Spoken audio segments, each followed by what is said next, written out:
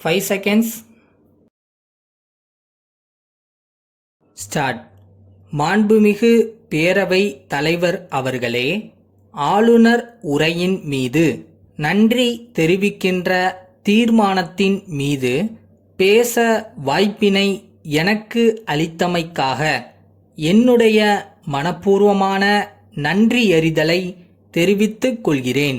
ஒரு மனிதனுடைய மூளைதான் நரகத்தையும் சொர்க்கத்தையும் உருவாக்குகிறது.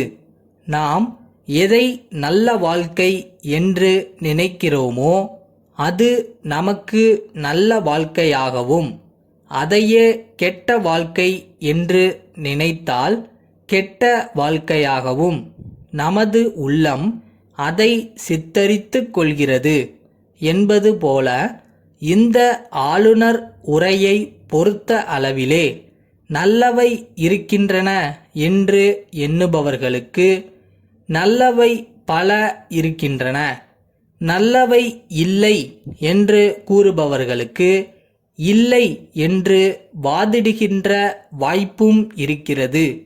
தமிழ்நாட்டிலே வறட்சி என்ற கொடுமை கடந்த 2 ஆண்டுகளாக நம்மை வாட்டி வதைத்து கொண்டிருக்கிறது என்கின்ற நிலையில் இந்த அரசு மக்களை பாதுகாக்கின்ற எண்ணத்துடன் 28 மாவட்டங்களை வறட்சி மாவட்டங்களாக அறிவித்து அந்த பகுதிகளில் வாழ்கின்ற மக்கள் எல்லாம் மிகுந்த துயரத்திலே இருக்கிறார்கள் என்பதற்காக அவர்களுக்கு சிறப்பாக பல்வேறு நல திட்ட உதவிகளை செய்ததை நாடு அறியும்.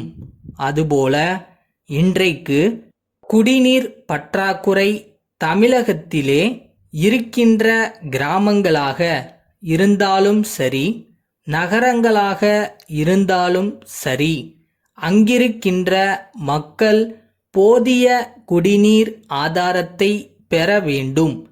குடிநீர் தட்டுப்பாடு இல்லாமல் விநியோகிக்க வேண்டும் என்கிற முறையில் இந்த ஆளுநர் உரையில் கணிசமான தொகை ஒதுக்கப்பட்டிருக்கிறது என்பதை அறிந்து மகிழ்ச்சி அடைகிறேன்.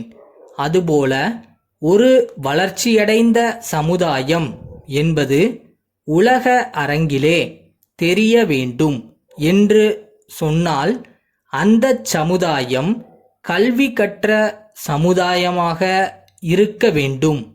அந்த கல்வியை 100க்கு 100 விழுக்காடு தமிழக மக்களுக்கு கொடுக்க வேண்டும் என்கின்ற ஆர்வத்தோடு இந்த அரசு செயலாற்றிக் கொண்டிருக்கிறது என்கின்ற திட்டமும் இந்த ஆளுநர் உரையில் குறிப்பிடப்பட்டிருப்பது பாராட்டத்தக்கது.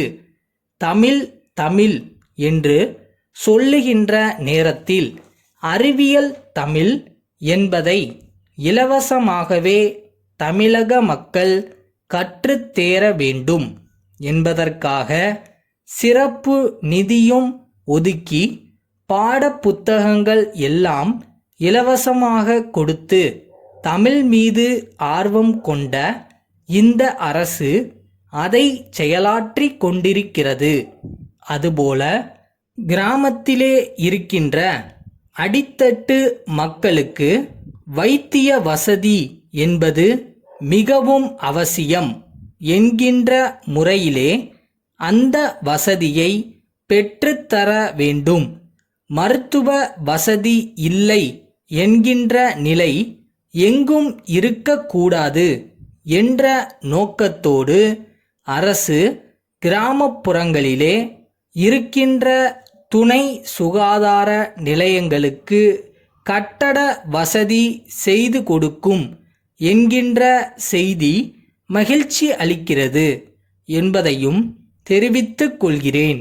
ஏழை எளிய மக்களுக்கு தொண்டு செய்ய வேண்டும், கடமையாற்ற வேண்டுமென்ற நோக்கத்தோடு அறிவித்திருக்கிற பல்வேறு நல்ல திட்டங்களை வரவேற்று வாய்ப்பு கொடுத்த மாண்புமிகு பேரவைத் தலைவர் அவர்களுக்கு மீண்டும் என்னுடைய நன்றி கலந்த வணக்கத்தை தெரிவித்து அமைகிறேன்.